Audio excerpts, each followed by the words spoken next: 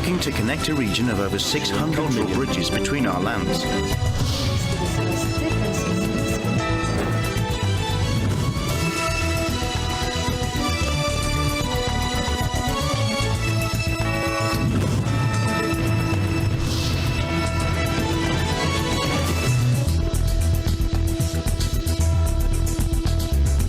Good evening, I'm Alma Angeles, and you're watching ASEAN in Focus on tonight's headlines.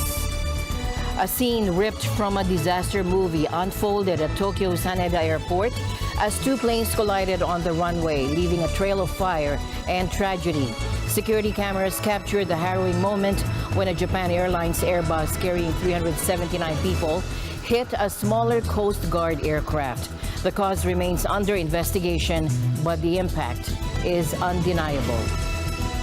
But Japan faces another battle, this one against nature's fury.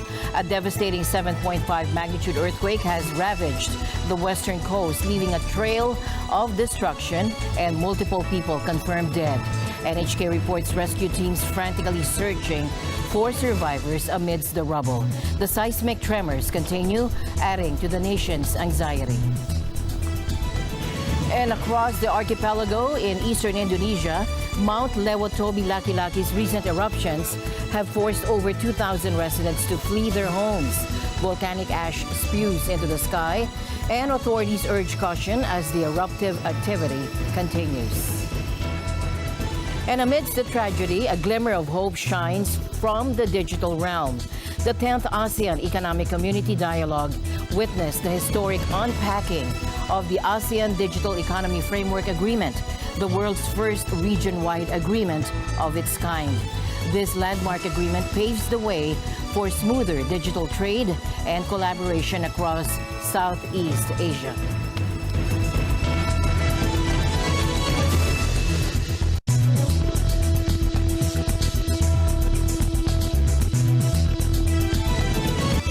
In a scene from a nightmare, Tokyo's Haneda Airport witnessed a harrowing collision between two planes, leaving a trail of fire and tragedy.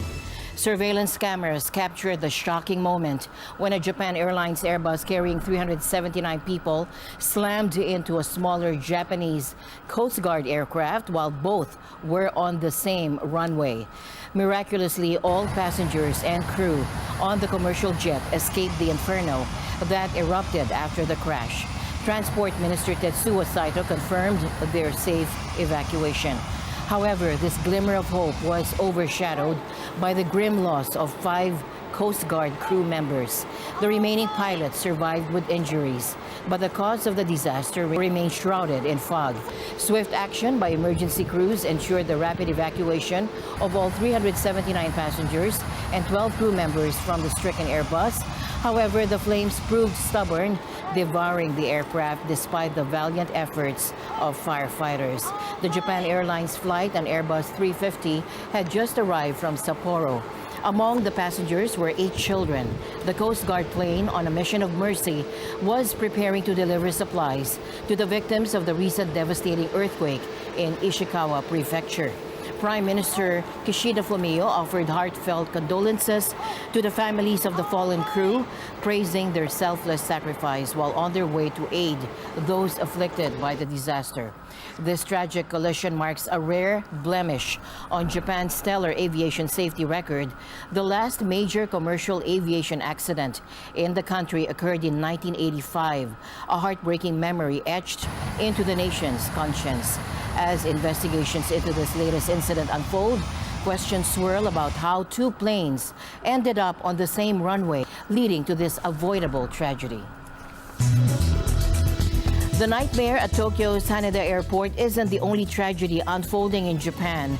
Scenes of devastation paint a grim picture along the country's western coast, where a devastating 7.5 magnitude earthquake continues its grip. Rescue teams race against time to extricate survivors trapped in the rubble. The tremor's destructive path, leaving behind multiple confirmed dead, according to NHK. The Noto Peninsula in Ishikawa Prefecture bore the brunt of the quake's fury. Buildings crumbled, fires raged, and tsunami warnings triggered a mass exodus from coastal areas. Even as tsunami advisories were lifted in some regions, the northern part of the peninsula remains largely inaccessible due to a destroyed road, isolating communities and amplifying the sense of desperation. 最初の地震の時は割と小さめで、路肩に少し車止めたんですけど、でしばらく大丈夫だったので、走り始めたところもう大きな地震で、それでちょうど私は橋を渡るちょっと渡り始めたところで、で橋もものすごい揺れていて。でも橋の途中で止めるわけにいかないので、そこのところ無理に突っ切って、でその先行ったところで私の目の前の道路はもう陥没してしまって、とにかく県外から来ているので、特に飲み物とか食べ物の人は全然持っていなくて、幸い本当に小さな小瓶のコテ1本だけ私と娘と家内と3人いたんですけど、その1本を回し飲みしてなんとか。暖房すると車の中で乾くので、喉も乾いたりしたんですけど。Wajima, the central city of over 27,000, stands as a stark symbol of the disaster's impact. Aerial surveys reveal smoldering fires and smoke engulfing streets littered with debris. Early reports confirm 15 fatalities within the city, its famed morning market and traditional lacquerware industry now shrouded in the haze of destruction. The 1.2-meter tsunami waves that battered Wajima on Monday night added to the devastation. Tuesday saw firefighters battling a blaze that consumed an estimated 200 buildings on a popular tourist street, Asaichi. Collapsed houses and trapped survivors further complicate the rescue efforts. Adding to the chaos, the quake rendered the Noto Airport terminal unusable, stranding roughly 500 passengers while they receive food and blankets. Damaged roads prevent their escape, keeping the airport closed until at least Thursday. Thousands sought refuge in evacuation centers across Ishikawa, with over 27,700 seeking shelter as of Tuesday afternoon. While the full extent of the damage is still unfolding, the earthquake's impact pales in comparison to the 2011 tragedy, a stark reminder of the nation's vulnerability to natural disasters. Meanwhile, central Japan remains on high alert as aftershocks continue to rattle the region following the deadly 7.6 magnitude earthquake on New Year's Day. Authorities are warning that strong aftershocks, potentially on par with the original quake, could strike this week. And this chilling possibility keeps residents on edge, fearing many may still be trapped under collapsed buildings. 電気も、水道も止まっているので、でまたね、余震も続いているので、いつ壊れるかわからないっていうところで、こっちに避難しています。Officials are urging residents to remain vigilant and prepare for possible tremors as strong as 7 on the Japanese seismic scale, the highest level throughout the next week. The Philippine Embassy in Tokyo assures swift assistance to Filipinos affected by the New Year's Day earthquake in central Japan. Earlier reports indicated around 35 Filipinos evacuated due to tsunami warnings in Ishikawa Prefecture, though thankfully no casualties have been reported. Around 35 of them na lumipat po sa City Hall because of the evacuation alerts that were given out last night. Over the course of the evening, meron pa rin kami nakuwang ibang reports na meron din daw mga kasamahan natin na lumipat sa mga evacuation centers. And wala pong tayong natatanggap na report na merong Filipinos who have been harmed. So we are in constant touch naman, even throughout the year, with our Filipino community leaders, especially to prepare ourselves for this kind of events. So sa kanila po kami nagre-reach out. Sila naman po, meron silang mga sakop yung sa mga grupo nila, and sila naman in turn ang nagre-reach out sa group, and sila po ang nag-i-inform sa amin kung kamusta na po ang kalagayan. In a display of regional solidarity, Philippines today extended its full support to Japan, reeling from a powerful earthquake that rocked the nation on New Year's Day. President Bongbong Marcos Jr. expressed deep sorrow over the disaster and offered immediate assistance. "We stand united with Japan in this challenging time," he declared. "In the face of shared vulnerabilities within the Pacific Ring of Fire, we are ready to help in any way possible." President Marcos assured the safety of Filipinos in Japan, stating, "We are in close contact with our kababayans and the Japanese government to ensure their well-being. This swift response reflects the strong diplomatic ties and shared experiences that bind the two nations." More than 2,000 residents in eastern Indonesia are seeking shelter after Mount Lewatobi Laki-Laki erupted multiple times in recent weeks, spewing ash and raising concerns. The volcano in East Nusa Tenggara province erupted on Monday, hurling volcanic ash 1.5 kilometers into the sky, prompting local authorities to raise the alert level to the second highest. Authorities have established temporary shelters and urged residents within a 4-kilometer radius of the crater to evacuate to safety. Tadi malam itu abu vulkanik sekaligus dengan gempa. Jadi itu yang membuat masyarakat panik dan takut. Masih gemuruh. Ini sementara saya omong ini di atas masih sementara gemuruh.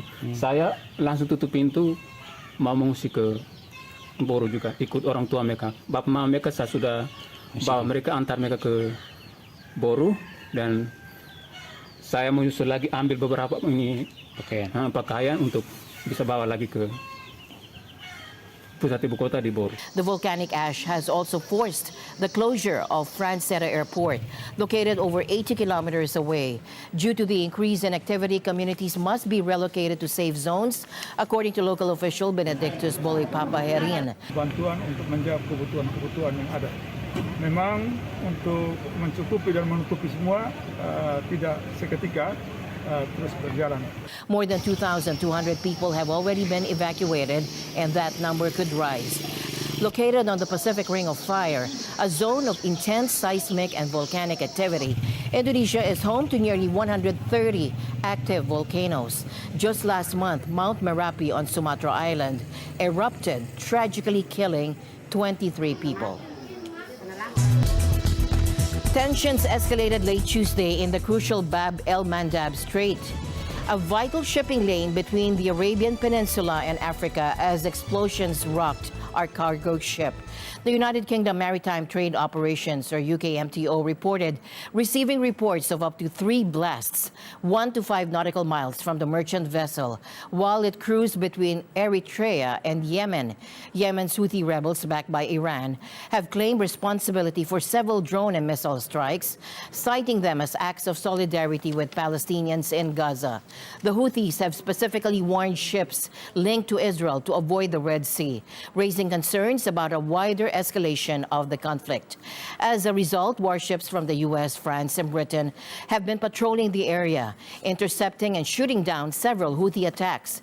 And this precarious situation jeopardizes a vital global trade route that carries roughly 12% of the world's seaborne trade. In response, the U.S. has established a multinational naval task force to ensure the safety of Red Sea shipping. With tensions continuing to simmer and investigations ongoing, the Bab el-Mandab Strait remains a flashpoint in a region already grappling with complex conflicts. Perspective, we're seeing a number of major shipping companies that are pausing or suspending transit operations in and out of the Red Sea, some electing to go around the Cape, around Africa. We've also seen now 2 major shipping companies that are declining to take on any Israeli cargo whatsoever. So this is going to be interesting to see how this plays out from a financial perspective, because if the vessels start looking at a transit around Africa, that could add at least 30 days to the transit, plus the cost to be able to do that transit. So again, as this conflict wears on, you could see a fairly substantial increase in energy prices, especially as you're looking into the European region, because of the transit route that, again, adds another 30 days to the transit of the petroleum products. Once an emerald dreamland carved by time and tide, Vietnam's Halong Bay is drowning in its fame. Its signature turquoise waters, a magnet for millions, are fading to murky reality, choked by pollution and overrun by development. Thomas I. Likeness with this report. This is one of Vietnam's most popular tourist attractions. Last year, more than 7 million people visited the bay's blue-green waters and rainforest-topped limestone islands. But the water is not as blue as it used to be. Pollution and development are taking the color away. A surrounding town with its luxury hotels, amusement park, and thousands of new homes have severely damaged the ecosystem.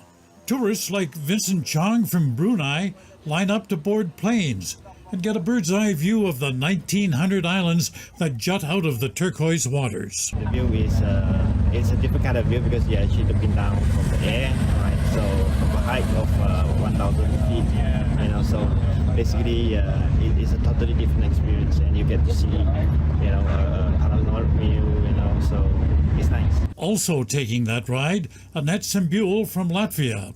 Although impressed, she expressed some disappointment. I was actually expecting for more blue waters in Vietnam, but because that's a lot around the world, the pictures from Vietnam is like blue waters. So from flying from the top, we did manage to see some spots of that as well. So, but otherwise, we would like to see cleaner waters. And therein is the problem: pollution. Both human and plastic waste fouling the waters. It's destroying the coral in the bay. For tourists and locals alike, they long to see the water as blue as it used to be. Thomas I. Likeness, Eagle News. We live in extraordinary times. Making history in the digital realm, the 10th ASEAN Economic Community Dialogue saw the unpacking of the ASEAN Digital Economy Framework Agreement, or DEFA, the world's first region-wide agreement of its kind. Public and private sector representatives engaged in discussions about their hopes and expectations for this groundbreaking agreement. Watch this. Let me thank everyone here for your attendance and for your strong support. Just before that, the ASEAN economic ministers, they agreed to launch the negotiations on the ASEAN DEFA. As you know, this is going to be the first agreement of its kind in the world. This is a big deal because when we look around the world, honestly, there isn't something close to the scale of what ASEAN is embarking on. Combined nominal GDP of 3.6 trillion and the fastest growing internet market globally, ASEAN can play a significant role in shaping how digital technology is developed, used, and governed. Digital technology really drives more than just economic growth. We have seen how technology's impact is social, cultural, and political. So over the course of this process, the Tech for Good Institute is committed to actively contributing to DEFA's realization and success. Inclusive dialogue is really important because we need to hear different perspectives. So from governments, from business, from different groups in society, different income levels, to ensure that the really digital economy meets its full potential. DEFA is an opportunity to leverage the potential of technology, not just for economic growth, but for sustainable, equitable, and inclusive growth for the region. It's a critical step for us to build Southeast Asia into one market, further integrating the different economies together for the development of the region. Having a well-structured discussion around ASEAN DEFA is very crucial because it helps in fostering, regional growth, innovation, and competitiveness, especially in the digital era. So for investors, they may see Southeast Asia as a more stable, predictable, and rewarding destination for their capital. DEFA is important because it would be a platform for us, both for business, government, policy maker, to empower ASEAN region. And we need the DEFA to be flexible enough and to provide sufficient policy space and to also leverage on the growth of the demographic boom that we have here in ASEAN. The opportunities that the Digital Economy Framework Agreement provides for ASEAN is to achieve some level of policy alignment or coordination as each of the individual ASEAN member states execute or action their digital transformations.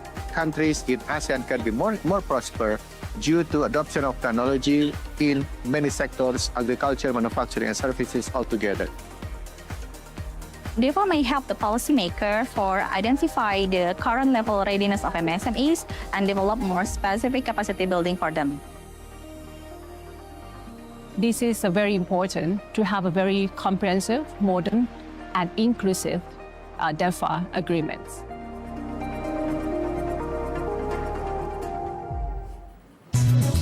As my usual habit, I'd like to end the day on a positive note. Let's encourage and build each other up so that no one is left behind. And that's it for tonight's broadcast. I'm Alma Angeles. Stay in the news because we live in extraordinary times. Good night.